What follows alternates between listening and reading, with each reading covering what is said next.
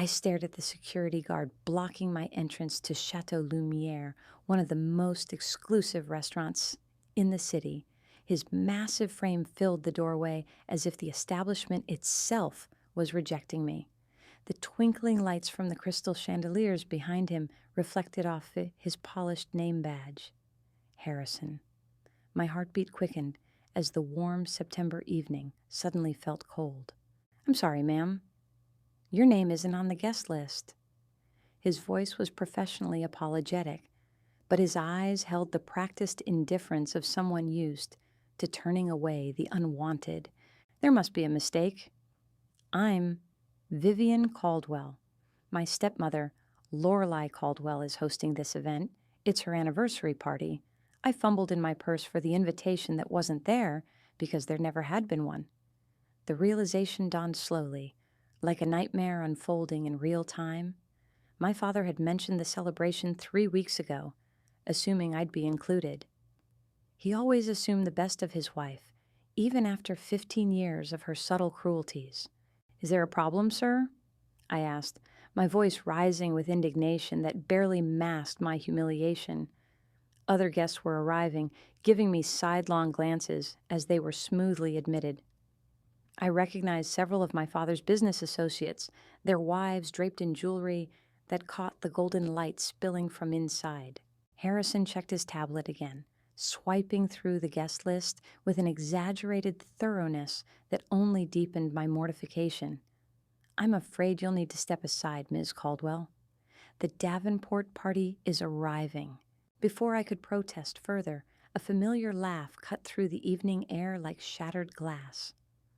Lorelei appeared in the doorway, resplendent in a burgundy gown that probably cost more than my monthly mortgage payment.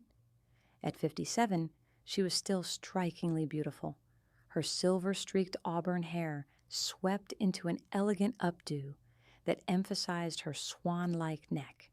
In her perfectly manicured hands, she cradled a bottle of wine as if it were a newborn child. "Vivian, darling." Her voice dripped with false sweetness. "Whatever are you doing here?" "Dad mentioned the party. I thought I'd come to celebrate with you both." Even as I said the words, I could hear how pathetic they sounded. At 43 years old, I was standing outside a restaurant like a teenager trying to crash a popular kids' party. Lorelei's smile never reached her eyes. She tilted the wine bottle so I could see the label. Dom Perignon Rosé Gold, $3,000 a bottle. "We're serving it for the toast." She leaned closer, her expensive perfume enveloping me like a toxic cloud. "You're not invited, Vivian." "You never were. You can sit with the maid in the kitchen if you're that desperate to be included." The words hit like a physical blow. 20 guests behind her erupted into poorly concealed laughter. I recognized Tabitha Winters among them, my stepsister by marriage, her smug face a mirror image of her mother's cruelty. My father was nowhere to be seen. "Where's Dad?" I managed to ask, my voice smaller than I intended. "Frederick is greeting important guests." Her emphasis on important twisted the knife. "Run along now. We have a celebration to attend." As security guided me away from the entrance, I caught a glimpse of my reflection in the restaurant's polished windows. My carefully chosen navy dress, the pearl earrings that had been my mother's, the hours I'd spent preparing for an event I'd foolishly assumed I'd be welcome at. I'd even brought a gift. The antique silver picture frame still wrapped in tissue paper at the bottom of my purse. Walking to my car, anger replaced humiliation with each step. 15 years of subtle insults, of being edged out of family photos, of watching my father's attention being redirected away from me and toward Lorelei's endless needs. 15 years of telling myself that maintaining a relationship with my father was worth enduring his wife's thinly veiled contempt. I sat in my car, hands shaking as I gripped the steering wheel. The parking lot of Chateau Lumiere offered a perfect view of the private dining room where Lorelei's party was gathering.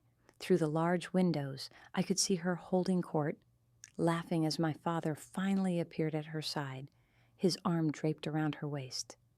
I wondered if he had even noticed I wasn't there, if he had even asked about me. My phone buzzed with a text from my daughter, Eliza.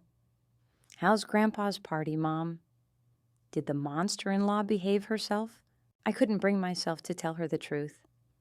At 23, Eliza was building her own life, her own career, free from the complicated dynamics of our family. I didn't want to burden her with this fresh humiliation. Instead, I typed, "Just leaving now. Tell you about it tomorrow. Love you." I started the engine, intending to drive home and lose myself in a bottle of wine far less expensive than Lorelei's Dom Perignon. But as I shifted into reverse, my phone rang. The name on the screen made my breath catch. Marguerite Devereux. 5 years ago, Marguerite had been my father's executive assistant. 5 years ago, she had been abruptly fired after 15 years of loyal service, with a severance package that included an ironclad non-disclosure agreement.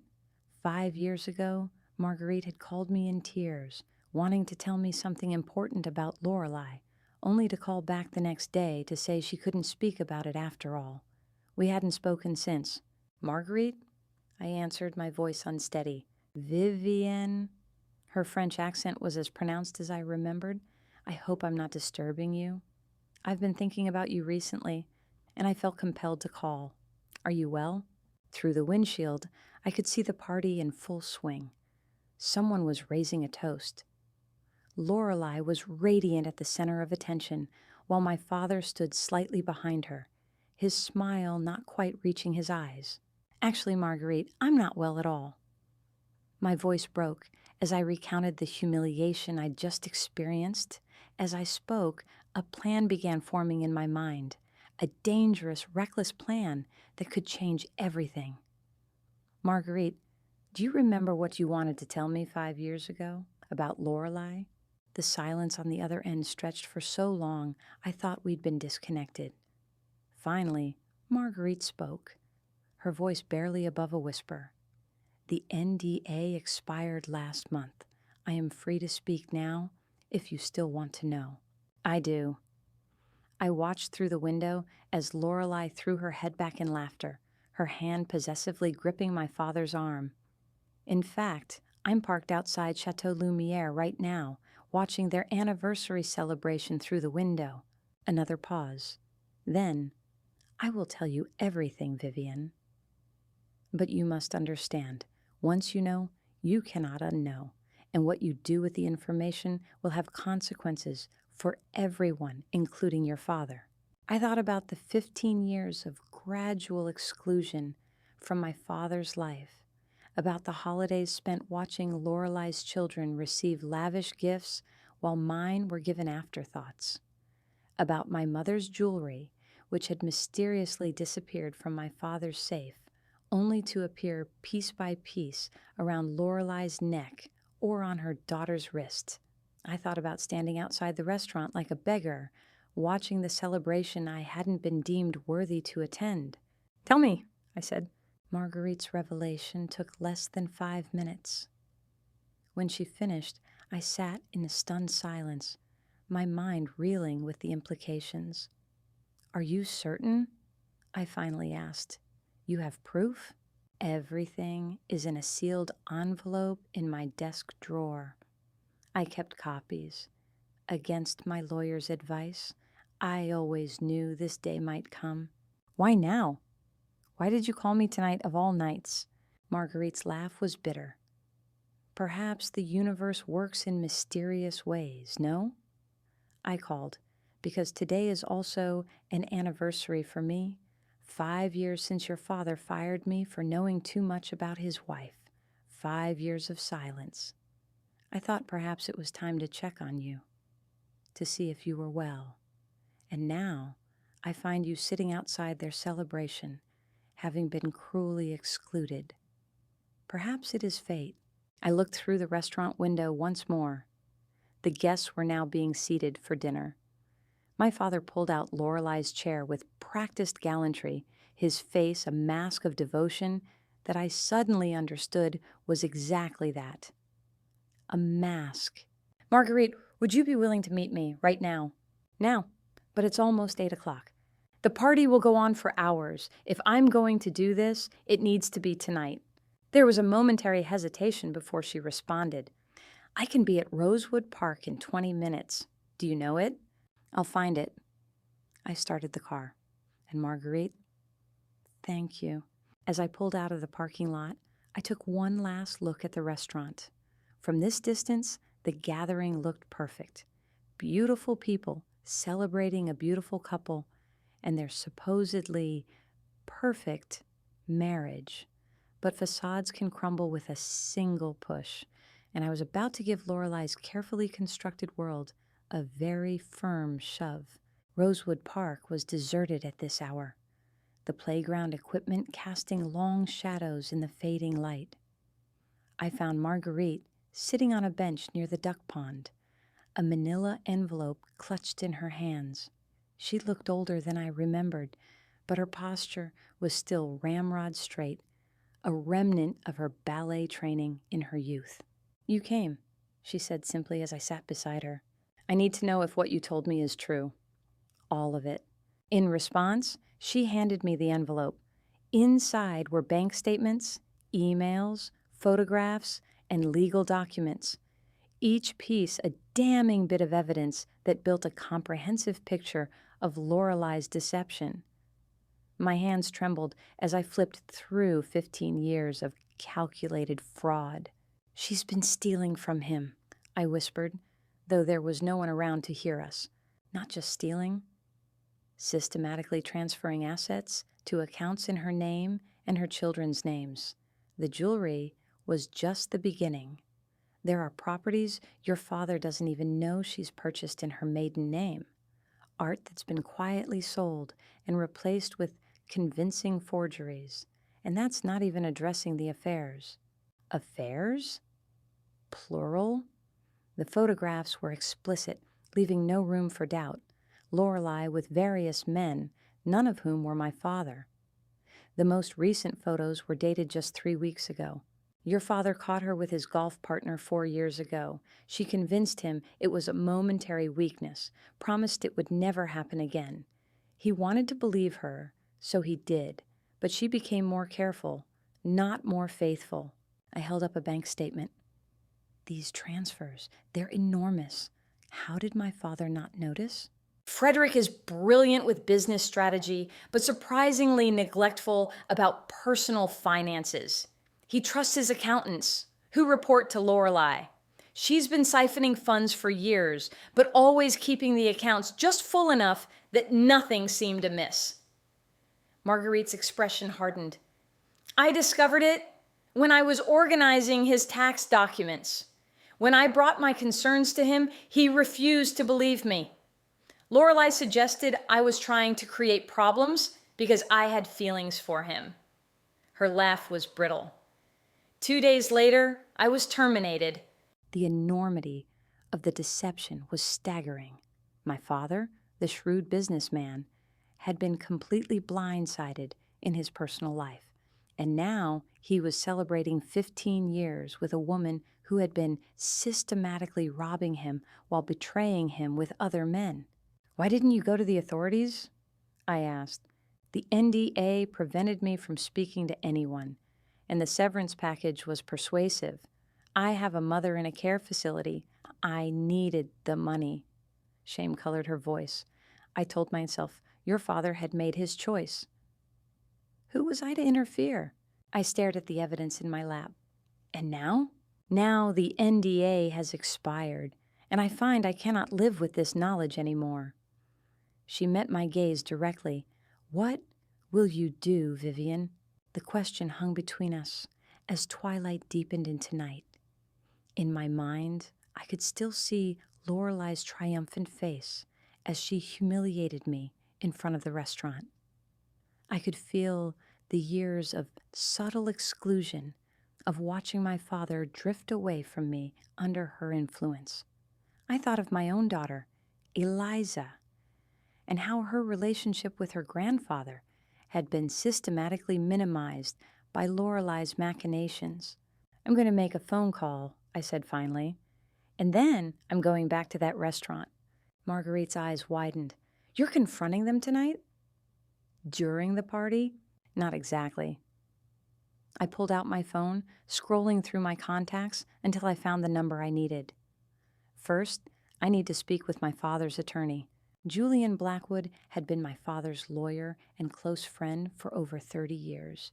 He answered on the second ring, his voice gruff with concern when I explained I needed to see him immediately on a matter regarding my father. "I'll meet you at my office in 30 minutes, he said without hesitation.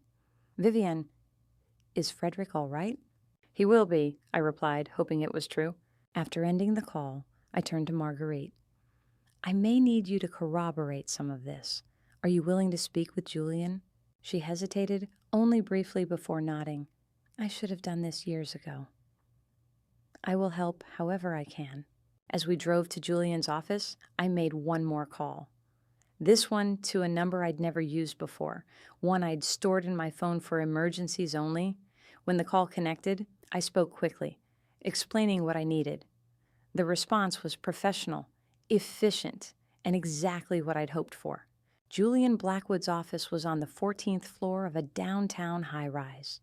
Despite the late hour, lights were on in the reception area, and Julian himself opened the door to us, his silver hair disheveled as if he'd been running his hands through it with worry. "Vivienne, what in God's name is so urgent that it couldn't wait until morning?" His eyes flickered to Marguerite, recognition dawning slowly. "Miss Devereux?" "I thought you'd moved back to France." "The situation is complicated, Julian," I said, placing Marguerite's envelope on his desk, "and time-sensitive. I need your help." For the next 45 minutes, we laid out the evidence of Lorelei's deception. Julian's expression grew increasingly grim as he examined the documents, occasionally asking sharp questions that Marguerite answered with precision. "This is substantial," he said finally, leaning back in his chair. "But confronting Lorelei will be delicate. Frederick has been blind to her nature for years. He may not thank you for opening his eyes. I'm aware of the risk." I glanced at my watch. 9:30. The party would be well into the main course by now. "But this can't wait." "She's been systematically defrauding him, Julian. And tonight she humiliated me in front of 20 of their closest friends, including my father's business associates." Julian rubbed his temples, a gesture so reminiscent of my father that it made my heart ache. "What exactly are you proposing?" I outlined my plan quickly. Julian's eyebrows rose higher with each detail, but he didn't interrupt until I'd finished. "That's audacious," he said finally, "and potentially very messy. Are you certain this is how you want to handle it?" "I'm certain," I replied, thinking of Lorelei's smug face as she dismissed me from her celebration. "Are you with me?" Julian exchanged a look with Marguerite, something unspoken passing between them. "Your father has been my friend for 30 years. If what you're showing me is accurate, and I have no reason to doubt that it is, then he's been betrayed by the woman he trusted most. Yes, I'm with you." He made several calls in quick succession, his authoritative tone leaving no room for argument from whoever was on the other end of the line. When he finished, he looked at me with newfound respect. "Everything is arranged. Are you ready?" I nodded, feeling a strange calm settle over me. More than ready. The return journey to Chateau Lumière took 20 minutes, during which I mentally rehearsed what I would say. Julien followed in his own car, with Marguerite beside him. When we arrived, the restaurant was still ablaze with light, the party in full swing. This time, I didn't approach the front entrance.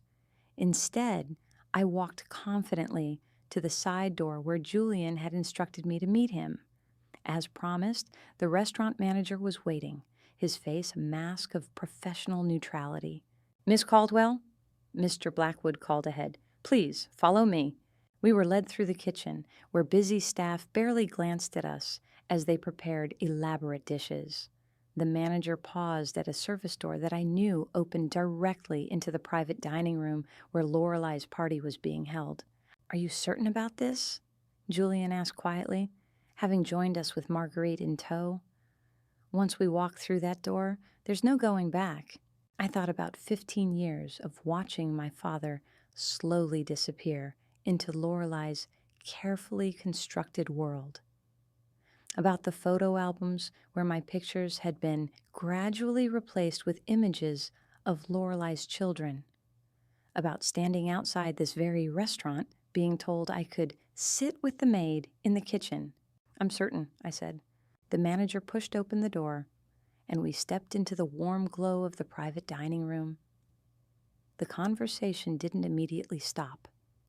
It ebbed away in waves as one person after another noticed our arrival, nudging their companions into silence until only one voice remained, Lorelei's regaling the table with some amusing anecdote about her recent spa weekend. And then the massage therapist said... She trailed off, finally registering the silence around her. Turning, she saw me standing in the doorway, flanked by Julian and Marguerite. Her face, flushed with wine and attention, froze in mid-laugh. My father was the first to recover. "Vivienne? Julian? What is the meaning of this interruption?" His eyes narrowed as he recognized Marguerite. "And why is she with you?" Lorelei's voice cut across the room like a whip. "Security!" "There's an unwanted guest." Julian stepped forward smoothly. "I'm afraid security won't be removing anyone, Lorelei. In fact, they're currently escorting some additional guests to join us. They should be arriving momentarily."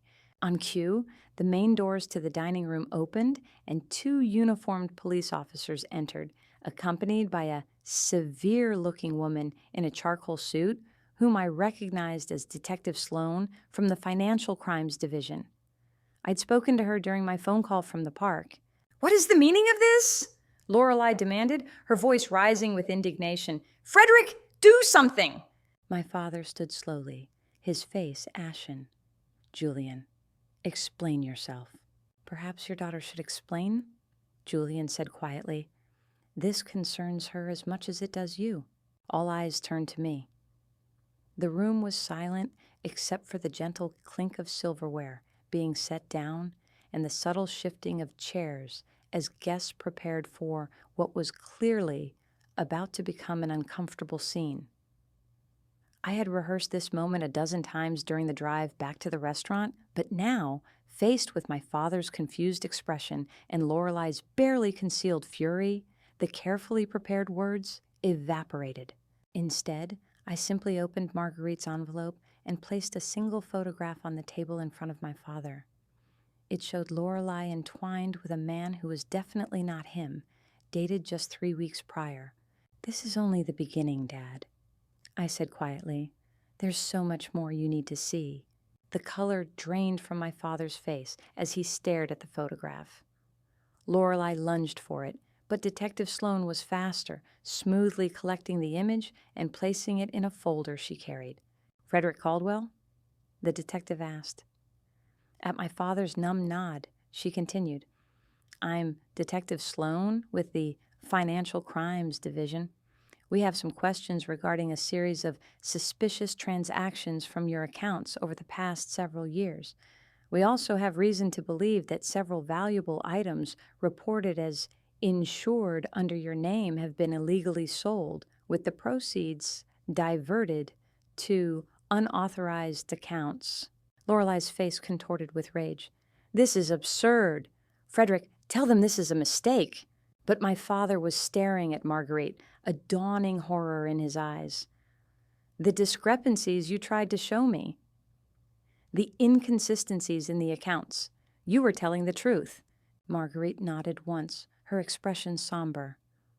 "I tried to warn you, Frederick. When you wouldn't listen, she made sure I couldn't speak. The non-disclosure agreement expired last month," Julian added quietly. "Marguerite contacted Vivienne tonight, quite by chance." "By chance?" Lorelei's laugh was brittle. "Nothing about this is chance." This is a coordinated attack on our anniversary. Vivienne has always been jealous of our relationship. She's never accepted me as her stepmother. That's not true, I said, stepping forward. I tried for 15 years to accept you, to respect your place in my father's life. But you've never wanted me in his life at all, have you? You've been systematically pushing me away while helping yourself to his assets. Detective Sloan cleared her throat. Mrs. Caldwell, we have substantial evidence of financial impropriety, including documented transfers to offshore accounts in your name and the names of your children from previous marriages. We also have evidence that several pieces of jewelry reported as lost for insurance purposes were in fact sold through private dealers, with proceeds deposited into these same accounts. One of the dinner guests, a silver-haired woman I recognized as the wife of my father's oldest friend, gasped audibly. Frederick, is that Evelyn's sapphire necklace she's wearing? The one you said was stolen last year? All eyes turned to Lorelei's neck, where a stunning sapphire pendant nestled against her collarbone. It had belonged to my grandmother, then my mother, and had supposedly been destined for me. My father's voice, when he finally spoke, was barely audible. You told me it was stolen during the house renovation, that the workers must have taken it. Lorelei's hand flew to the necklace, her fingers clutching it possessively. This is a replica. I had it made because I knew how much you missed seeing it on me. A replica with the same tiny scratch on the back of the setting? The same slightly misaligned clasp? The silver-haired woman stood now, her voice firm. I helped Evelyn search for that necklace when she thought she'd lost it 30 years ago. I know every imperfection on that piece. The room erupted in murmurs as guests began connecting dots of their own. Missing items, strange financial requests, behavioral patterns that suddenly made sense in this new context. Lorelei's daughter, Tabitha, who had been watching the scene unfold with increasing alarm, suddenly stood. Mother, what have you done? Nothing! Lorelei's voice was shrill now. This is a misunderstanding, a vendetta, orchestrated by his jealous daughter who can't stand to see her father happy with someone else. Is that why you excluded me from tonight's celebration? I asked, my voice steady despite the emotions churning within me. Because I make you so unhappy? Lorelei's eyes darted around the room, assessing her rapidly dwindling support. You weren't excluded. The invitation must have been lost. Like my mother's jewelry was lost? I stepped closer, lowering my voice so only she could hear me. Or like the $2 million that's been systematically siphoned from my father's accounts over the past decade was lost. Her face paled beneath its perfect makeup. You have no proof of that? Actually, we have extensive documentation, Detective Sloan interjected, having moved close enough to overhear, including transfers made just yesterday to an account in the Cayman Islands. An account opened under the name Lorelei Winters, your maiden name. My father, who had been silent during this exchange, suddenly looked up. Yesterday? You moved money yesterday? Lorelei's composure finally cracked. It was for our future, Frederick. A nest egg, nothing more. A nest egg of $700,000? The detective's voice was coolly professional. Transferred the day before your anniversary celebration? The pieces clicked into place for my father with an almost audible snap. You were planning to leave. That's why you insisted on the post-nuptial agreement last month. That's why you've been pushing me to update my will. Lorelei's eyes darted toward the exit, but the police officers had positioned themselves strategically by both doors. Trapped, she did the only thing left to her. She attacked. This is your fault, she hissed at me, her perfectly manicured finger jabbing in my direction. You could never stand to see your father happy. You've been trying to come between us for 15 years. No, Lorelei.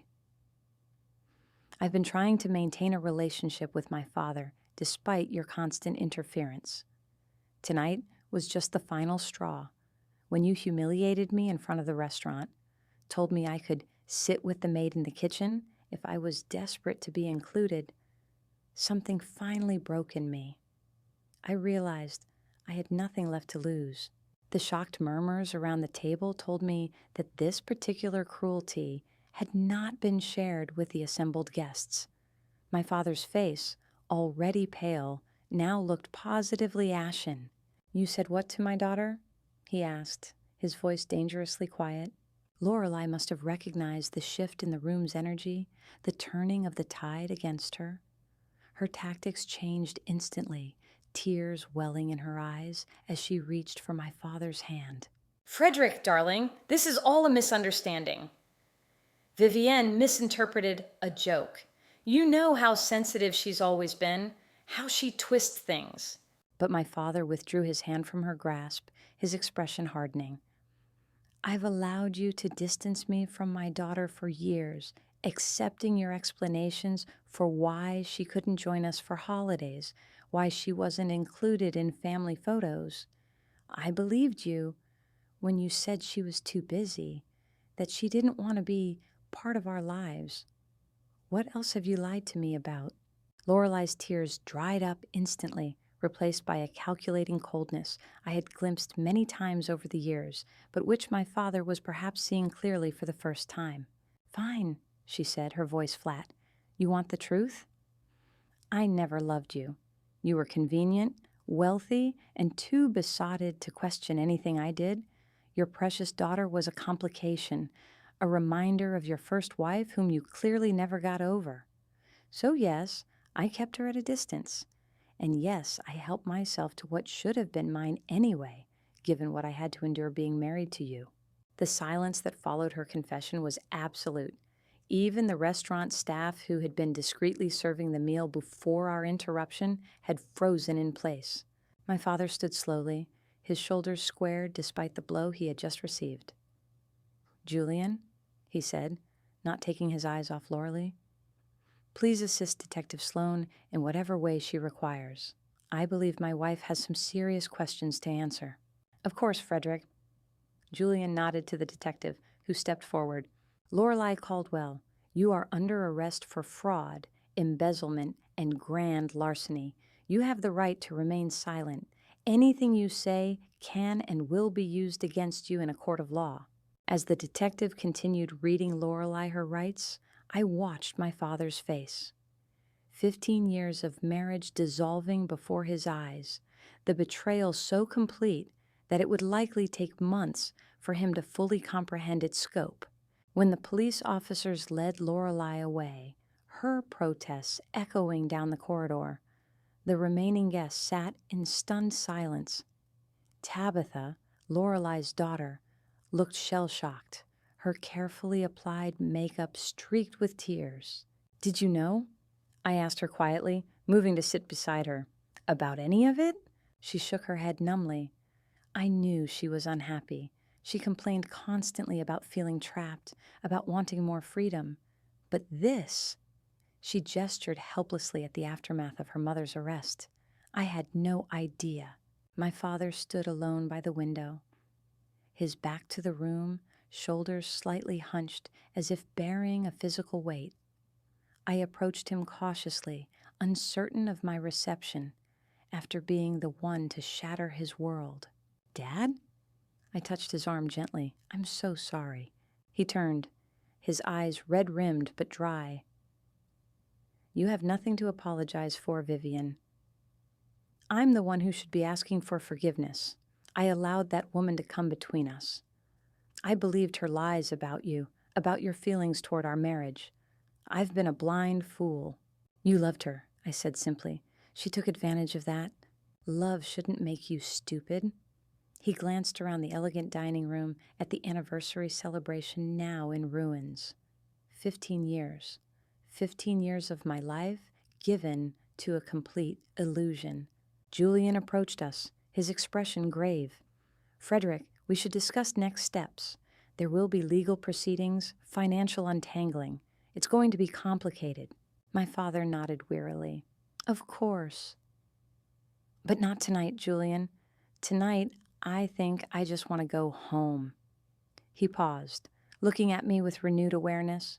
Both of us. As we prepared to leave the disastrous party, guests still murmuring in shocked clusters around the room, my father suddenly stopped. "Vivienne, how did you know? How did you find out what Lorelei was doing?"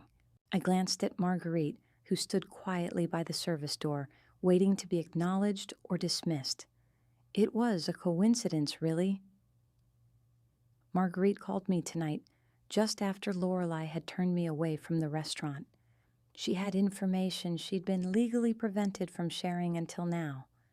The timing was fortuitous. My father followed my gaze to his former assistant. "Marguerite tried to warn me years ago. I refused to listen."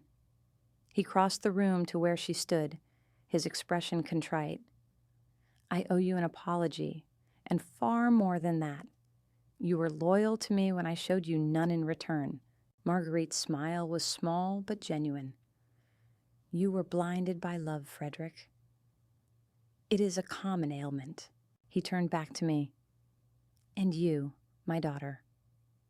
You made a single phone call and brought down the carefully constructed facade that I've been living behind for 15 years. How did you manage it?" The irony wasn't lost on me. When I'd left the restaurant earlier, humiliated and angry, I had no idea that the call from Marguerite would set in motion events that would completely upend our lives. "Sometimes the universe works in mysterious ways," I replied, echoing Marguerite's earlier words. As we left Chateau Lumiere together, my father, Julianne, Marguerite, and I couldn't help glancing back at the elegant restaurant that had been the scene of such drama. 5 hours ago, I had stood outside, unwanted and excluded from my father's life. Now, I was walking beside him, our relationship irrevocably changed by the night's revelations. My phone buzzed with a text. Eliza again, checking in. "Everything okay with Grandpa's party?" I looked at my father, walking ahead with Julian, their heads close together as they discussed the immediate legal steps needed to protect what remained of his assets. Despite everything, he seemed lighter somehow, as if the weight of deception had been physically pressing him down for years. "Actually," I texted back, "everything is very much not okay. But I think eventually it's going to be better than it's been in a very long time." The autumn air was crisp as we walked to the parking lot, a silent agreement forming between us that the path forward, though uncertain, would be traveled together. Sometimes it takes a single moment, a single phone call, to reveal the truth that's been hiding in plain sight all along. And while the revelation might be painful, it also brings with it the possibility of healing, of rebuilding what was broken, of finding authentic connection where before there had only been illusion. As I drove home that night, my father following in his own car, I thought about how quickly a carefully constructed world can crumble, how 15 years of deception can be undone in a single evening, and how sometimes the most devastating revelations can also be the most liberating. The next morning dawned crisp and clear, sunlight streaming through the windows of my condo as if trying to erase the shadows of the previous night.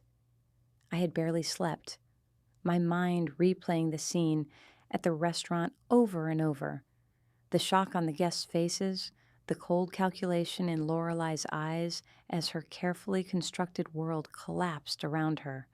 My father's stunned disbelief giving way to a quiet, simmering anger.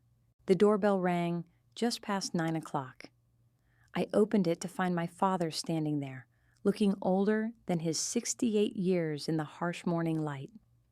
The events of last night had etched new lines into his face, but there was also a clarity in his eyes that I hadn't seen in years. "I hope I'm not intruding," he said formally, as if uncertain of his welcome. "Of course not. Come in."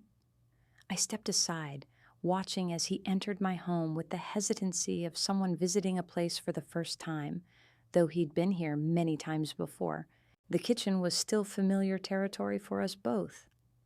How many Sunday mornings had we spent here in the years before Lorelei? Drinking coffee and discussing everything from books to business. Those casual breakfasts had become increasingly rare after his remarriage and had stopped altogether about 5 years ago, when Lorelei had begun insisting that Sunday mornings were reserved for her and Frederick alone. I busied myself with making fresh coffee, giving him time to gather his thoughts, when I placed a mug in front of him, his favorite, the oversized ceramic one with the terrible dad joke printed on the side that Eliza had given him years ago. He looked at it with surprise, as if he'd forgotten its existence. "You kept it," he said, running his finger over the faded lettering. "Of course I kept it. It's yours." I sat across from him at the small kitchen table. "How are you holding up?" He stared into the coffee as if it might contain answers. "Julian was at my house until 3 in the morning. We've been freezing accounts, changing passwords, cataloging what's missing. The scope of it, Vivian." He shook his head slowly. "I still can't quite comprehend it." How much did she take? "The preliminary estimate is just over $2 million, but it's not just the money. It's the calculated nature of it all. She was planning her exit strategy for years, methodically transferring assets, creating her escape route piece by piece while I was completely oblivious." His hand tightened around the mug. "The detective showed me records of a house purchased in Lorelei's name in the Cayman Islands. 3 bedrooms, ocean view, paid for entirely with money from my accounts." I reached across the table to cover his hand with mine. "Dad, you couldn't have known. I should have known." His voice was sharp with self-recrimination. "I'm not a stupid man, Vivian. I've built a successful company by being observant, by noticing details, by questioning inconsistencies.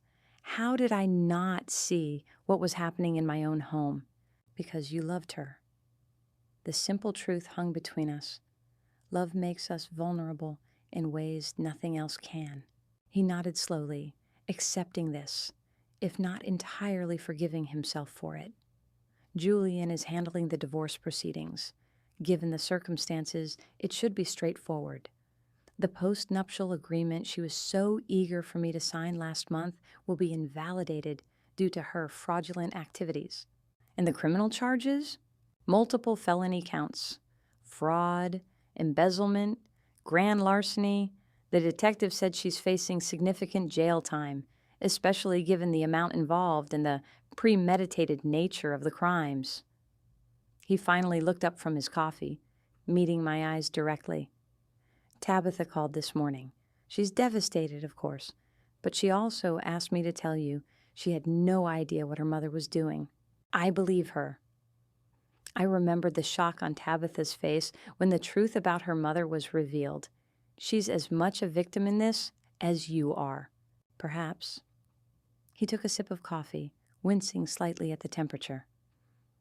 "But the damage Lorelei did to your relationship with me, that's something I allowed to happen.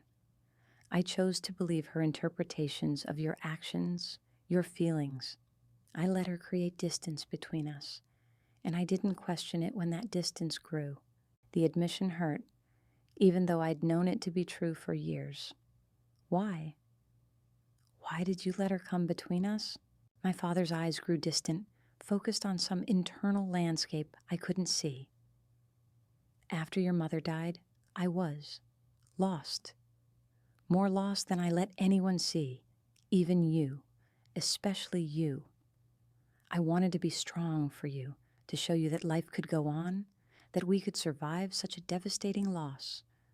But inside, I was drowning.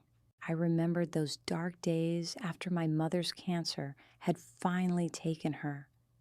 How my father had thrown himself into work, into being both parents for me, into creating a semblance of normalcy when nothing felt normal.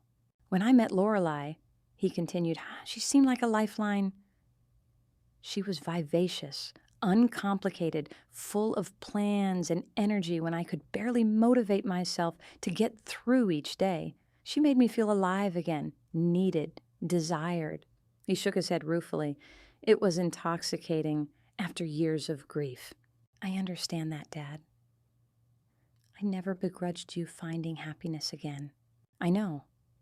But as time went on, and Lorelei began suggesting that you resented our relationship, that you were pulling away because you couldn't accept another woman in my life, I chose to believe her interpretation rather than confront the possibility that I was losing my daughter too. It was easier, in some ways, to blame you than to question her. The admission stung, but there was also relief in finally hearing the truth spoken aloud. She was very strategic, I said, remembering countless incidents over the years where Lorelei had subtly manipulated situations to drive wedges between my father and me. Small comments, reinterpretations of conversations, scheduling conflicts that meant I couldn't join family gatherings. Death by 1,000 cuts, and I let it happen. The self-recrimination in his voice was painful to hear. Even last night, when I saw you weren't at the party, I accepted Lorelei's explanation that you'd declined the invitation because you had other plans. It never occurred to me that she might not have invited you at all. What matters now is what we do going forward, I said firmly. Lorelei is facing the consequences of her actions. But what about us, Dad? What do we do with 15 years of misunderstandings and missed connections? Before he could answer, my phone chimed with an incoming call. Eliza's name flashed on the screen. "It's your granddaughter," I said, showing him the display. "I should take this. She's been worried about you." My father's expression softened at the mention of Eliza. Even Lorelei hadn't been able to completely sever that bond, though she had certainly tried. "Of course." I answered the call, keeping my voice casual, despite the extraordinary circumstances. "Good morning, sweetheart." "Mom, what the hell is going on?" "I just got a call from Tabitha saying Lorelei's been arrested and Grandpa's getting a divorce. Is this for real?" I glanced at my father, who was studying the terrible joke on his coffee mug with newfound interest. "It's complicated, Eliza." But yes, there were some revelations last night at the anniversary party. "Revelations?" "Mom," Tabitha said the police literally led Lorelei out in handcuffs. "That's not a revelation, that's a primetime drama." Despite everything, I found myself smiling at my daughter's characteristic directness. "Your grandfather is actually here with me now. Would you like to speak with him?" There was a brief pause before Eliza responded, her voice softer. "Is he okay?" "I'm working on it," I answered honestly, "but I think hearing from you would help." I passed the phone to my father, watching as his face transformed at the sound of his granddaughter's voice. Some connections, it seemed, were resilient enough to withstand even 15 years of systematic interference. As he spoke with Eliza, reassuring her that he was managing despite the circumstances, I found myself studying him with new eyes.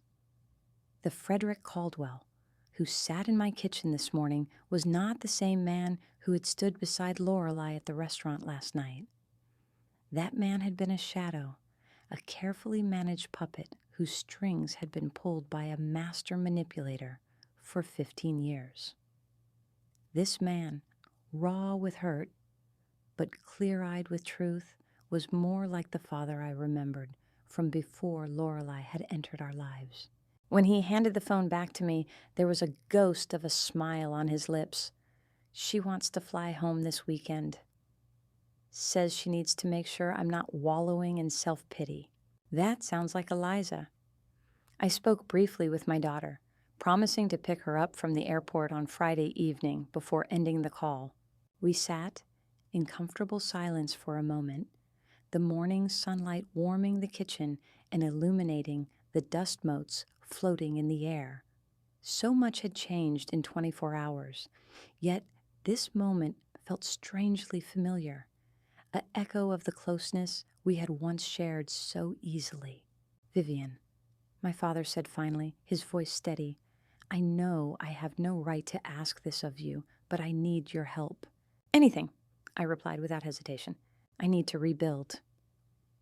Not just financially, though that's part of it, but my life, my relationships, my understanding of the past 15 years. I need to see clearly what really happened, not the version Lorelei created for me. He met my gaze directly. Will you help me put the pieces back together?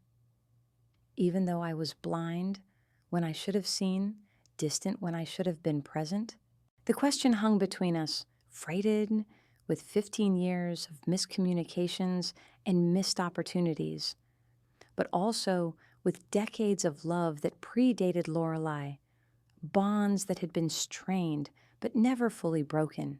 Yes, I said simply, we'll rebuild together.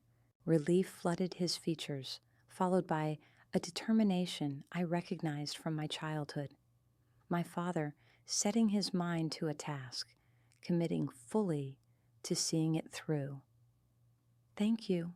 As we continued talking through the morning, making plans for the immediate legal and financial steps that needed to be taken, I found myself thinking about that moment outside Chateau Lumiere the previous night.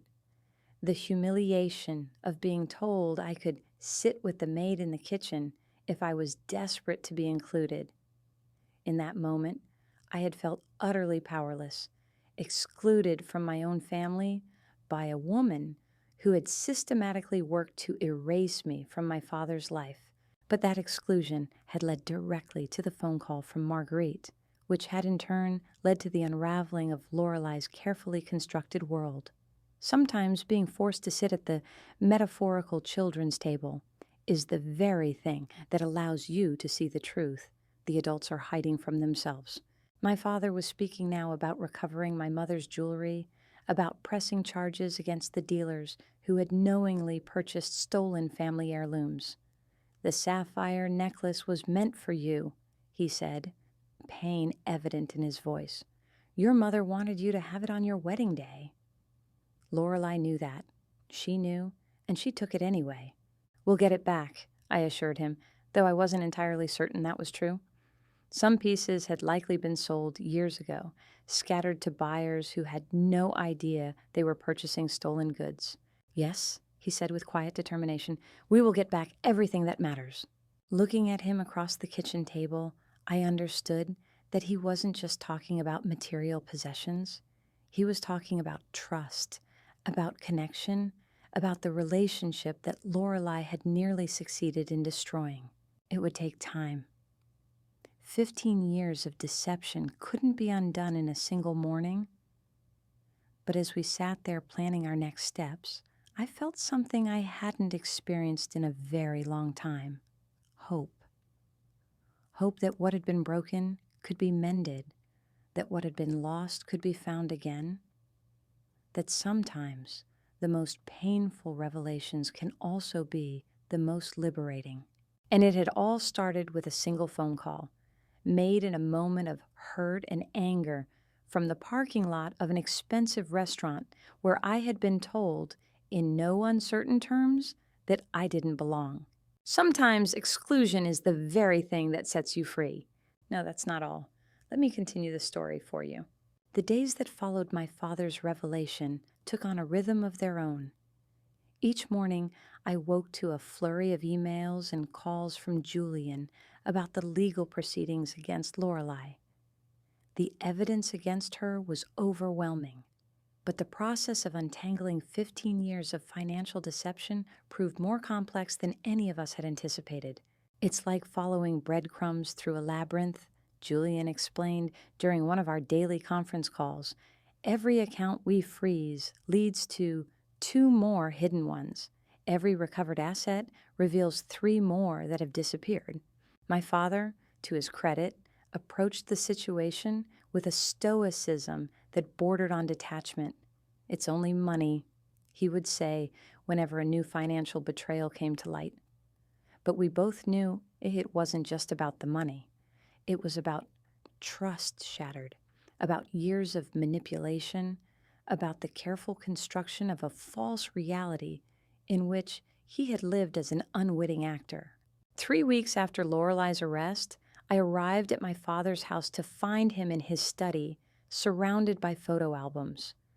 The leather-bound volumes were spread across his desk, some open to specific pages, others stacked in neat piles that suggested a methodical examination.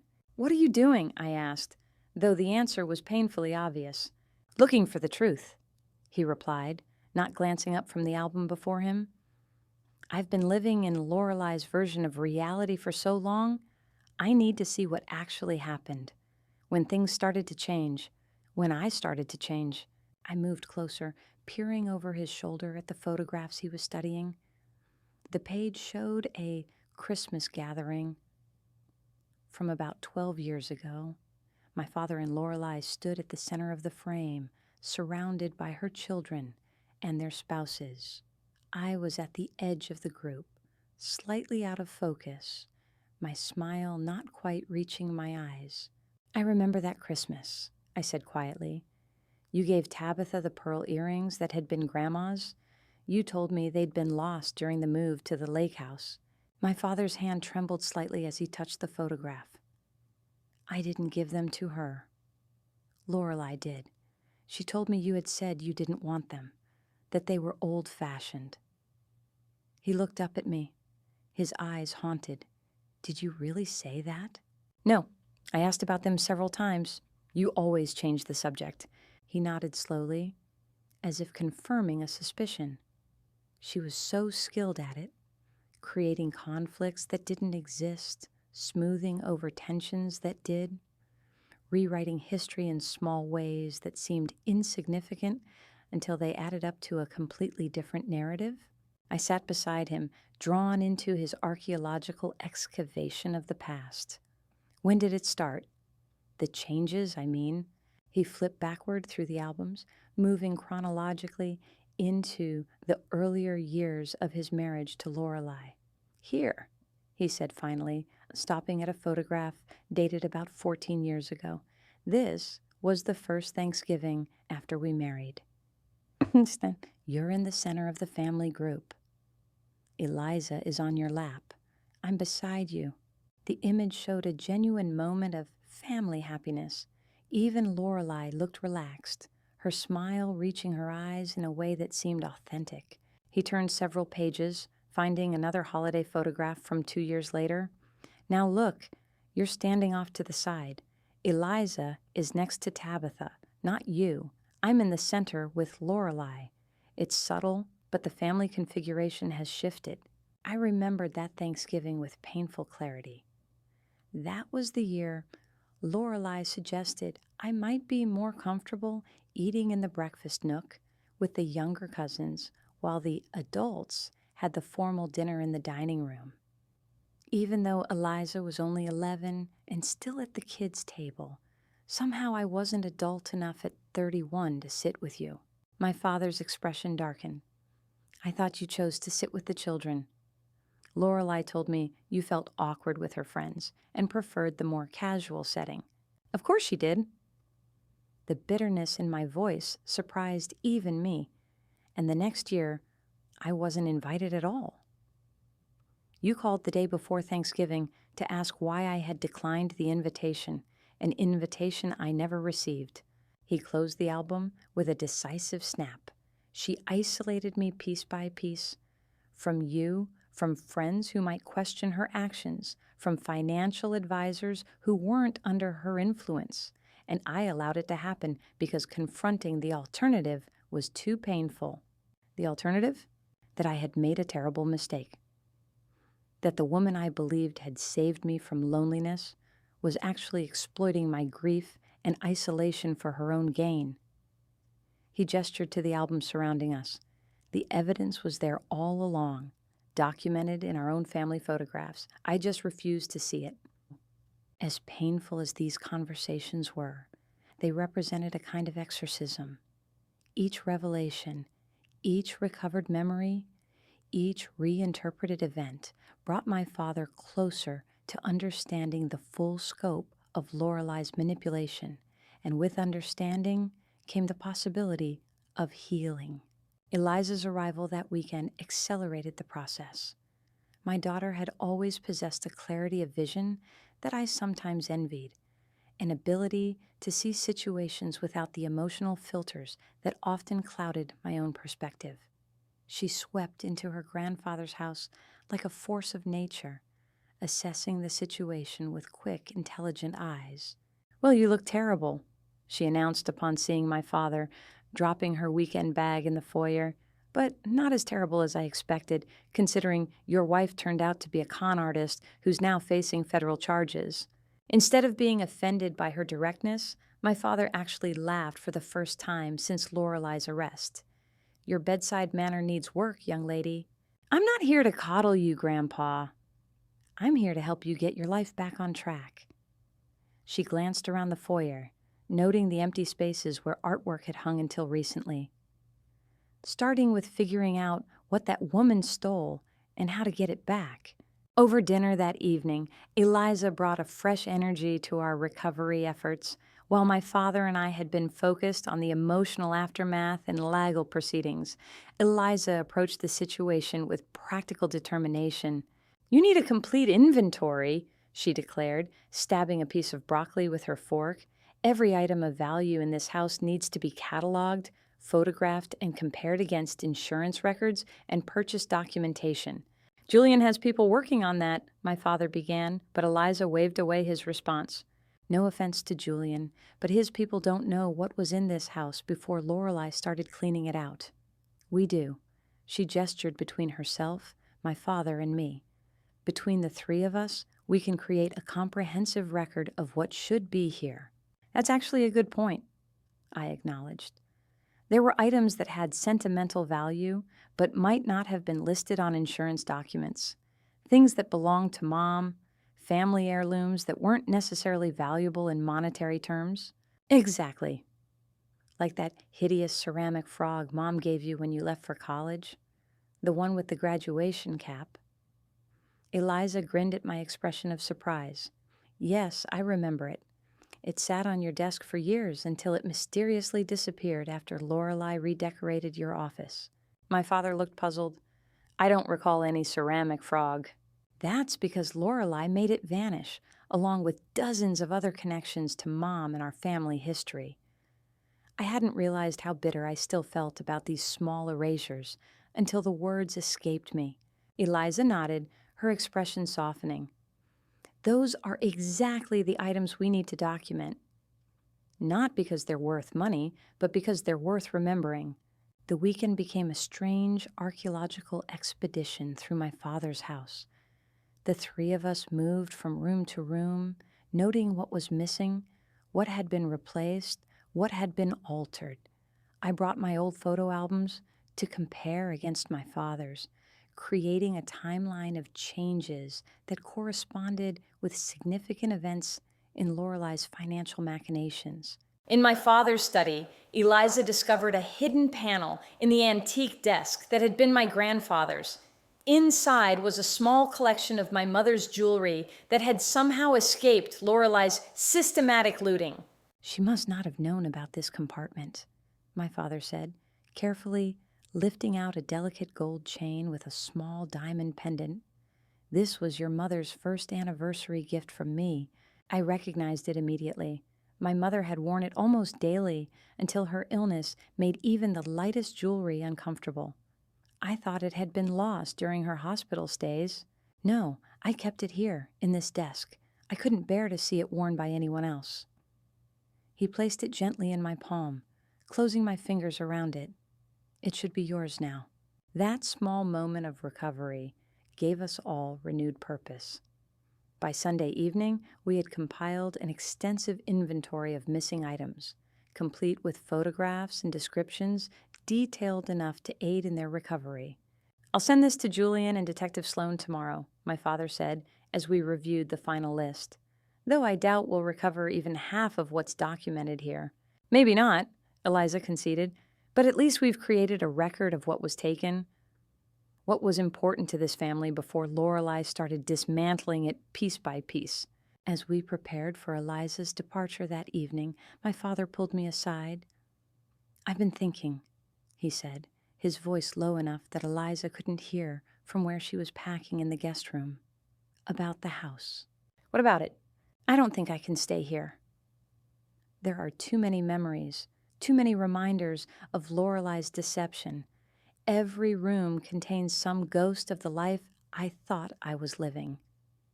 He glanced around the elegant foyer with its soaring ceilings and marble floors. Besides, it's too large for just me. It always was, but Lorelei insisted we needed the space for entertaining. What are you considering? Selling it. Starting fresh somewhere smaller, somewhere without the weight of the past 15 years pressing down on every surface. He hesitated, then added, I'd like your help finding a new place. Something that feels like a home, not a showcase. The request touched me deeply. My father, who had rarely asked for my opinion on personal matters since marrying Lorelei, was now explicitly seeking my input on something as significant as where he would live. Of course I'll help, I said, squeezing his hand. We'll find somewhere perfect. Eliza appeared with her weekend bag, interrupting the moment. All set. She studied us both, her perceptive gaze noting our clasped hands and serious expressions. What are you two plotting? Your grandfather is thinking of selling the house, I explained, starting fresh somewhere new. Eliza nodded approvingly. Good call, Grandpa. This place has bad feng shui now, all that negative energy from years of hosting a criminal mastermind. My father's laugh was genuine, if slightly rueful. I wouldn't go that far. Lorelei was many things, but mastermind might be overstating her capabilities. I don't know, Eliza countered. She managed to fool a smart, successful businessman for 15 years while systematically robbing him blind. That takes a certain kind of evil genius. The blunt assessment might have hurt my father once, but now he simply nodded in acknowledgement. You're not wrong, but that chapter of my life is ending. It's time to write a new one. As we walked Eliza to her car, I was struck by the shift in our family dynamic. For years, our interactions had been filtered through Lorelei's influence, shaped by her manipulations and reinterpretations. Now, without that distorting lens, we were rediscovering each other, rebuilding connections that had been systematically undermined. Call me when you start house hunting, Eliza instructed her grandfather, giving him a fierce hug. I have opinions. I'm sure you do, he replied, returning the embrace with equal intensity. And I look forward to hearing every one of them. As we watched her drive away, my father turned to me with an expression of wonder. How did you manage to raise such an extraordinary young woman while dealing with everything Lorelei put you through? By remembering what matters, I said simply, and by never letting her control my narrative, even when she was controlling yours. The months that followed brought a strange mixture of closure and new beginnings. Lorelei's case moved through the legal system with the ponderous inevitability of all federal proceedings. She ultimately accepted a plea deal that included significant restitution, forfeiture of assets purchased with stolen funds, and a 7-year prison sentence. Tabitha, to her credit, cooperated fully with the investigation, turning over items her mother had given her that turned out to be stolen from my father's household. Among them was my mother's sapphire necklace, which my father immediately returned to me with a solemnity that acknowledged the multiple betrayals represented by its theft and recovery. Your mother wanted you to have this on your wedding day, he said, placing the velvet box in my hands. I'm sorry it comes to you this way instead. I opened the box, touching the sapphires that had adorned 3 generations of women in our family. Maybe Eliza will wear it on her wedding day someday. Mom would have liked that. He nodded, his eyes bright with unshed tears. She would have been so proud of both of you. I just wish I had honored her memory better by protecting the legacy she left for you. You're doing that now, I assured him. That's what matters. My father found a new home. A comfortable townhouse in a neighborhood known for its community gardens and weekend farmers markets. It was nothing like the imposing mansion he had shared with Lorelei. But as we unpacked his belongings, carefully curated to include only items with positive associations, he seemed more at ease than I had seen him in years. "It's smaller than what you're used to," I commented as we arranged books on the built-in shelves in his new living room. "It's perfect," he replied, surveying the space with satisfaction. "Everything I need, nothing I don't. No empty rooms filled with furniture that was never used, no cavernous spaces designed to impress people I never particularly liked anyway." The observation was so candid, so unlike the carefully diplomatic statements my father had made throughout his marriage to Lorelei, that I couldn't help laughing. "Who are you, and what have you done with Frederick Caldwell?" He smiled ruefully. "I'm rediscovering who Frederick Caldwell actually is, beneath 15 years of careful programming. It's rather liberating, to be honest." 6 months after Lorelei's arrest, life had developed new rhythms. My father and I had established a Sunday dinner tradition, sometimes at my condo, sometimes at his new home, occasionally at restaurants we discovered together. Eliza joined us when her work schedule allowed, bringing a youthful energy and sharp wit that enlivened our gatherings. It was during one such dinner at my condo that my father brought up a subject we had carefully avoided for months. "I received a letter from Lorelei yesterday," he said, setting down his wine glass with deliberate care. Her first communication since the sentencing. Eliza and I exchanged a quick glance before I asked, "What did she want?" "Forgiveness, ostensibly." His tone was neutral, giving away nothing of his feelings on the matter.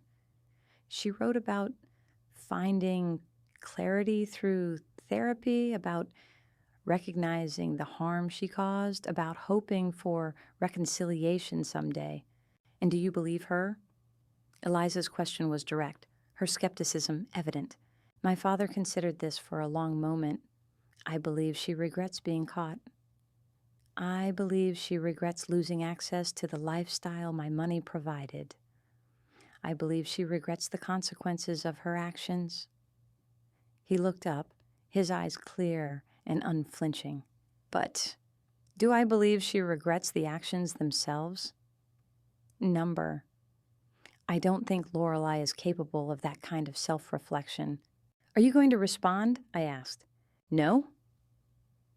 The single syllable held a finality that suggested the matter was settled. "There's nothing to say that hasn't already been said through legal documents and court proceedings. Besides," he added, his expression softening as he looked between Eliza and me, "I'm more interested in building relationships with the people who actually matter." The simple statement, delivered without drama or fanfare, represented everything that had changed in the 6 months since that fateful night at Chateau Lumiere. My father, once manipulated into distancing himself from his own family, was now actively choosing to prioritize those relationships. Later that evening, after my father had gone home and Eliza had retired to the guest room, I sat alone on my balcony, nursing a final glass of wine and contemplating the strange journey that had brought us to this point. The night was clear, stars visible, despite the city lights, a gentle breeze carrying the scent of late summer flowers from the planter boxes along the railing. My phone chimed with a text. It was from Marguerite, who had become an unexpected friend in the aftermath of Lorelei's downfall. "Just checking in." "How was dinner with your father?" I smiled at her thoughtfulness. "Good. Really good. He received a letter from Lorelei today, but he's not responding. Says he's focusing on relationships that matter." Her reply came quickly. "Growth. It is a beautiful thing to witness, no?" Indeed it was.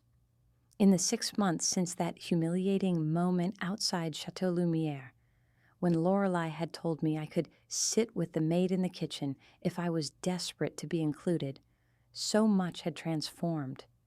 The woman who had orchestrated that humiliation was now serving time in a federal prison. The carefully constructed facade of her perfect marriage had crumbled, revealing the calculated deception beneath. And my father, once blind to her manipulations, was now building a new life, grounded in authenticity and reconnection. As for me, I had discovered a strength I hadn't known I possessed. The courage to make that fateful phone call from the restaurant parking lot had changed everything.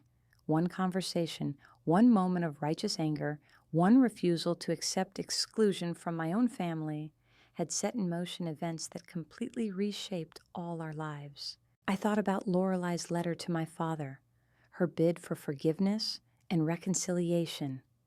There was a time when such a letter would have terrified me, when I would have feared my father's susceptibility to her manipulations, his potential willingness to believe her professed remorse. But that time had passed. The man who had read her letter with clear-eyed skepticism was not the same man who had stood beside her at the anniversary celebration 6 months ago. Some transformations happen slowly, imperceptibly, like water gradually reshaping stone. Others occur in sudden, dramatic moments that divide life into clear before and after periods. The night of Lorelei's anniversary party had been such a moment for our family. In the space of a few hours, everything we thought we knew had been upended, relationships redefined, truths exposed that had been hidden for years. And yet, sitting on my balcony with the night breeze gently stirring my hair, I found myself grateful for that rupture. Without it, we might have continued in the same patterns indefinitely. My father manipulated and isolated, his assets gradually depleted, his relationship with his daughter and granddaughter systematically undermined.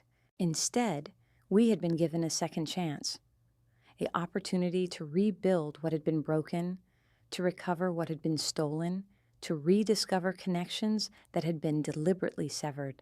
My phone chimed again. This time, it was my father. Thank you for dinner. And for everything else. I don't say it enough, but I am grateful every day that you had the courage to make that call. I smiled at the simple message that acknowledged so much. 6 months ago, I had stood outside Chateau Lumiere, humiliated and excluded, making a desperate call that changed everything. Tonight, I sat surrounded by stars, sipping wine on my balcony, receiving a message of gratitude from the father I had nearly lost to a master manipulator. Sometimes, being told you don't belong is the very thing that leads you exactly where you need to be. Sometimes exclusion from a toxic celebration is the first step toward genuine connection.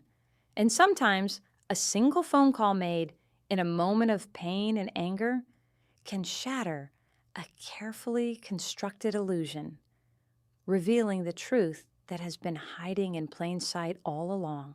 As I texted back a simple, "Love you, Dad," I thought about the strange, winding path that had led us here. From exclusion to inclusion, from deception to honesty, from broken connections to renewed bonds. It wasn't a perfect resolution. There were still wounds healing, still trust being rebuilt, still moments when the shadow of those 15 lost years fell across our interactions. But we were moving forward together, reclaiming what had been stolen from us. Not just the tangible items that Lorelei had taken, the jewelry, the artwork, the financial assets, but the intangible connections that she had systematically undermined.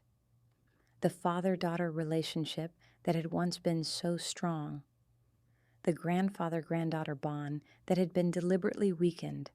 The family history that had been gradually erased and replaced with Lorelei's preferred narrative. Looking back at the restaurant that night, I could almost thank Lorelei for her final act of cruelty. If she hadn't excluded me so publicly, if she hadn't delivered that devastating line about sitting with the maid in the kitchen, I might never have made the call that set everything in motion. Sometimes our greatest strengths emerge from our moments of deepest humiliation. Sometimes being shut out is exactly what we need to find our way back in. And sometimes a single phone call can change everything.